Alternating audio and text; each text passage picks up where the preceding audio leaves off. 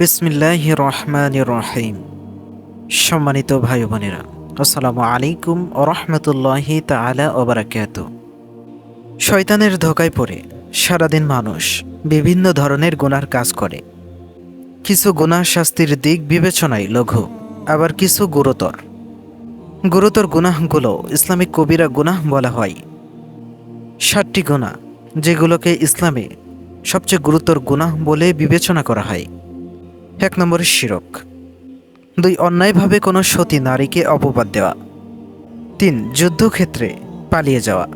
4 অন্যায়ভাবে এতিমের সম্পদ গ্রাস করা অথবা ভক্ষণ করা। 5 সুদ খাওয়া। 6 অন্যায়ভাবে কাউকে হত্যা করা। এই গুনাহগুলো সম্পর্কে হযরত আবু হুরায়রা রাদিয়াল্লাহু আনহু বর্ণনা করেন, রাসূল সাল্লাল্লাহু আলাইহি সাল্লাতু ওয়াসসালাম বলেছেন, তোমরা 7টি ধ্বংসকারী বস্তু থেকে বেঁচে থাকো। তারা জানতে চাইলেন, হে আল্লাহর রাসূল সাল্লাল্লাহু আলাইহি সাল্লাতু ওয়াসসালাম, সেগুলো কি? তখন রাসূল সাল্লাল্লাহু আলাইহি সাল্লাতু ওয়াসসালাম বললেন, আল্লাহর সঙ্গে শিরক তথা অংশীদার স্থাপন করা, জাদু করা, কারণ ছাড়া কাউকে হত্যা করা, আল্লাহ যা হারাম করেছেন সুদ খাওয়া, এতিমের মাল খাওয়া, জিহাদ থেকে পলায়ন করা, সতী নারীর প্রতি অপবাদ দেওয়া। 1 নম্বরে শিরক। ইসলামী শরীয়তের পরিভাষায় শিরক বলা হয় কোনো জিনিসকে আল্লাহর সত্তা, গুণ অথবা কোনো কর্মের সাথে অংশীদার সাব্যস্ত করাকে। অন্যভাবে বলা যায় আল্লাহ তাআলার সাথে অন্য কাউকে অংশীদার করাকে শিরক বলা হয়।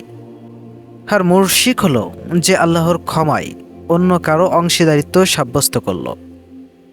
আল্লাহ তাআলার সঙ্গে কোনো ব্যক্তি বা বস্তুকে অংশীদার সাব্যস্ত করার ব্যাপারে কোরআনে নিষেধ করা হয়েছে।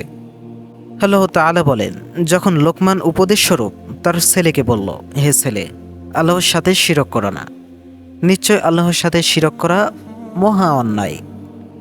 2 নম্বর বলা হয়েছে কোনো সতী নারীকে অপবাদ দেওয়া। সতী সাধ্বী মহিলাদেরকে ব্যভিচারের অপবাদ দেওয়া আরেকটি কঠিন অপরাধ তথা কবিরা গুনাহ। আল্লাহ রাব্বুল আলামিন বলেছেন, নিশ্চয় যারা সতী সাধ্বী সরল মনা মুমিন নারীদেরকে ব্যভিচারের অপবাদ দেয় তারা দুনিয়া ও আখিরাতে অভিশপ্ত এবং তাদের জন্য আখিরাতে রয়েছে মহাশাস্তি। 3 নম্বর বলা হয়েছে যুদ্ধক্ষেত্রে থেকে পালিয়ে যাওয়া। যুদ্ধক্ষেত্রে থেকে পালিয়ে যাওয়া অন্যতম কবিরা গুনাহ। মহান আল্লাহ রাব্বুল আলামিন বলেছেন, হে মুমিনগণ, তোমরা যখন কাফিরদের মুখোমুখি হবে বিশাল বাহিনী নিয়ে, তখন তাদের থেকে পৃষ্ঠ প্রদর্শন করো না। আর যে ব্যক্তি সেদিন তাদের পৃষ্ঠ প্রদর্শন করবে তাহলে সে আল্লাহর গজব নিয়ে ফিরে আসবে। তবে যুদ্ধের জন্য কৌশলগত দিক পরিবর্তন অথবা নিজ দলের আশ্রয় গ্রহণের জন্য হলেও ভিন্ন কথা, এবং তার আবাস জাহান্নাম, আর সেটি কতই না নিকৃষ্ট প্রত্যাবর্তন স্থল। 4 অন্যায়ভাবে এতিমের সম্পদ গ্রাস করা। আল্লাহ তাআলা প্রিয় নবী সাল্লাল্লাহু আলাইহি সাল্লাতু ওয়াসসালামকে কৃতজ্ঞতা স্বরূপ কয়েকটি বিষয়ে নির্দেশ দিয়েছেন। এর মধ্যে প্রথম নির্দেশ ছিল এতিমের সঙ্গে কঠোর ব্যবহার না করা।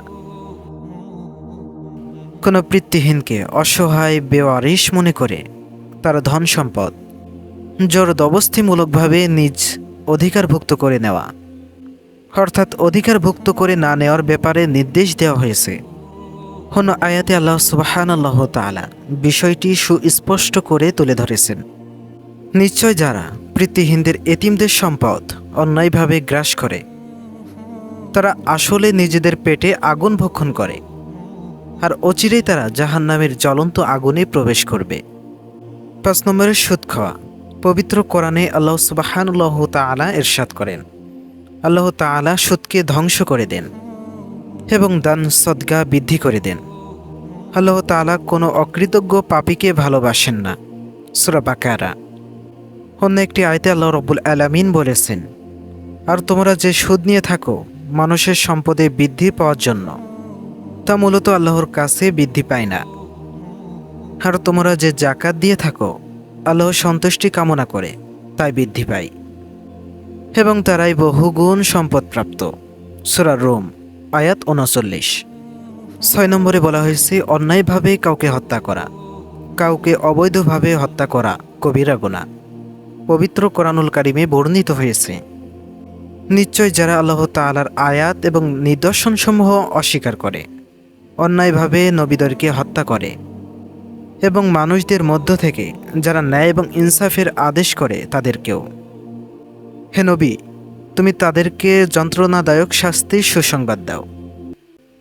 এদের আমলসমূহ ইহকাল এবং পরকালে নষ্ট হয়ে যাবে এবং এদের জন্যই তখন আর কেউ সাহায্যকারী হবে না। ব্যাস, এই আয়াতই যথেষ্ট যারা অন্যায়ভাবে কাউকে হত্যা করে। 7 নম্বরে বলা হয়েছে জাদু করা। জাদু শিক্ষা দেওয়া বা শিক্ষা নেওয়া শুধু কবিরা গুনাহ নয়, বরং তা শিরক এবং কুফরও বটে। এ সম্পর্কে আল্লাহ রাব্বুল আলামিন পবিত্র কোরআনুল কারিমে বলেছেন, সুলাইমান আলাইহিস সালাতু ওয়াসসালাম কুফরি করেননি, তবে শয়তানি কুফরি করেছে। তারা লোকদেরকে জাদু শেখাতো। বাবেল শহরে বিশেষ করে হারুত মারুত ব্যক্তিদ্বয়কে, জিব্রাইল ও মিকাইল ফেরেশতাদ্বয়ের উপর কোনো জাদু অবতীর্ণ করা হয়নি যা ইয়াহুদিরা ধারণ করত।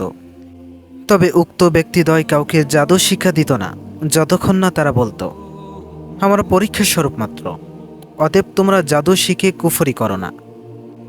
অতএব জাদু শিক্ষা নেওয়া এবং শিক্ষা দেওয়া দুটোই কবিরা গুনাহ এবং শিরক করা বটে। এই 7টি বিষয় জানলে জান্নাত অবশ্যই মানুষের হাতের নাগালেই থাকবে ইনশাআল্লাহ।